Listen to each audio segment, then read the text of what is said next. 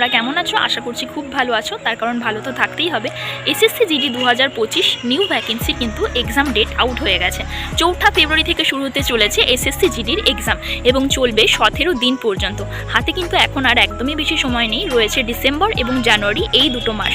তো এই 2 মাসে তোমরা কিভাবে প্রিপারেশন নিলে 120+ স্কোর করে আসতে পারবে সেই বিষয়ে আলোচনা, মূলত সেই বিষয়ে আজকের ভিডিওটি। খুব বেশি বড় করব না। তো প্রথমে তোমাদের এক্সাম ডেটের পরে মাথায় যেটা আসছে সেটা হচ্ছে অ্যাডমিট কার্ড। তো অ্যাডমিট কার্ড নিয়ে তোমরা এখন কোনো চিন্তা একদমই করবে না, তার কারণ এক্সাম শুরু হওয়ার ঠিক 7 দিন আগে কিন্তু অ্যাডমিট কার্ড সাইটে তোমরা দেখতে পেয়ে যাবে এবং তোমরা দেখতে পারবে কবে কী ডেটে তোমাদের কোথায় এক্সাম পড়েছে। তো এই লাস্ট 2 মাসে তোমরা কীভাবে প্রিপারেশন নিলে 120+ স্কোর করতে পারবে সেই আলোচনাটা শুরু করা যাক।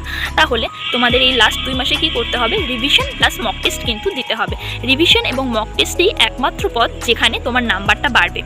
আমি কিন্তু যখন আমার প্রিপারেশন নিয়েছিলাম তখন রিভিশন এবং মক দিতাম, তারপর যখন ফাইনালি এক্সাম দিয়ে বাড়ি আসলাম বিষয় যেটা হচ্ছে সেটা হচ্ছে mock plus revision. Mock test কিন্তু তোমাদের অবশ্যই দিতে হবে, ডেইলি 1-2 করে ফুল মক কিন্তু তোমাদের দিতেই হবে, প্লাস মিনি মক দিয়ে একটা সাবজেক্টে তোমাদের কীরকম টাইমিং লাগছে এবং কটা করে কোয়েশ্চেন তোমরা অ্যাটেন্ড করতে পারছো এই বিষয়গুলো কিন্তু নিজেকেই অ্যানালাইসিস করতে হবে। শুধু মক দিয়ে ছেড়ে দিলেই কিন্তু হবে না, সাথে নিজের মকের যে মক টেস্টটা তোমরা দিয়েছো সেটার অ্যানালাইসিসও কিন্তু তোমাকে নিজেকেই করতে হবে, যাতে নিজের ভুলগুলো নিজে বুঝতে পারো এবং পরে সেটাকে সংশোধন করতে পারো। সবথেকে গুরুত্বপূর্ণ বিষয় হচ্ছে এটা যে তোমাকে সারাদিনের এবং রাতের বেশিরভাগ সময়টাই কিন্তু পড়ার পিছনে দিতে হবে। প্রত্যেকটা সাবজেক্টের জন্য, বিশেষ করে ম্যাথের জন্য 3 থেকে 4 ঘন্টা কিন্তু তোমাকে রাখতেই হবে।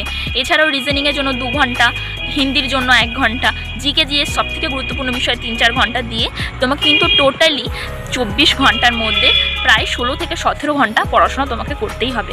তার কারণ এই সময়টাই সবথেকে গুরুত্বপূর্ণ বিষয়। এই সময় তোমরা যেগুলো রিভিশন করবে এবং যেগুলো পড়বে সেগুলোই কিন্তু এক্সামের আগে অবধি তোমার মাথায় থাকবে। এই জন্য এই সময় বাকি সব কিছু ফেলে রেখে পড়াশোনার পিছনে নিজের ফোকাসটা করো। আর প্রত্যেকটা সাবজেক্টে ডিটেলসে যে চ্যাপ্টার ওয়াইজ তোমরা কমপ্লিট করে এসেছো পড়াটাকে, সেটাকে কিন্তু তোমাদের রিভিশন করতে হবে। মক টেস্টের জন্য তোমরা রোজগার উইথ অঙ্কিতের ফ্রি মক আসে, রোজগার উইথ অঙ্কিত RWA বলে একটা অ্যাপ পাওয়া যায়, যেটা তোমরা প্লে স্টোর থেকে ডাউনলোড করে নিতে পারো। তারপর সেখানে ফ্রি মক টেস্টগুলো দিতে পারো।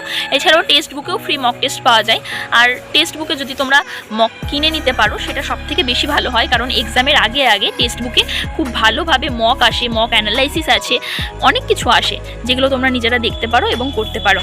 সো ফাইনালি একটা কথাই বলবো যে লাস্ট এই 2 মাস আছে, এই 2 মাসটাকে তোমরা নষ্ট করো না। এই 2 মাস খুব ভালোভাবে পড়ো, প্রিপারেশন নাও, যাতে তোমরাও এসএসসি জিডিতে 120-র উপরে স্কোরটা করতে পারো। সত্যি বলতে 120-র উপরে স্কোরটা যদি তুমি না করো তাহলে তুমি সেফ জোনে থাকতে পারবে না।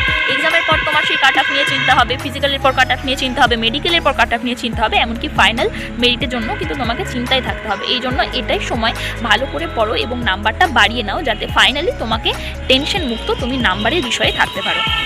সো আজকে এইটুকুই, অনেক বেশি হয়ে গেল, যদিও এটা আমার ফার্স্ট ভিডিও ছিল।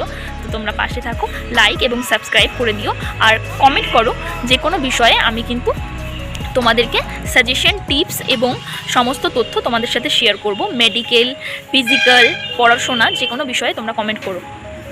তো আজ এইটুকুই, টাটা।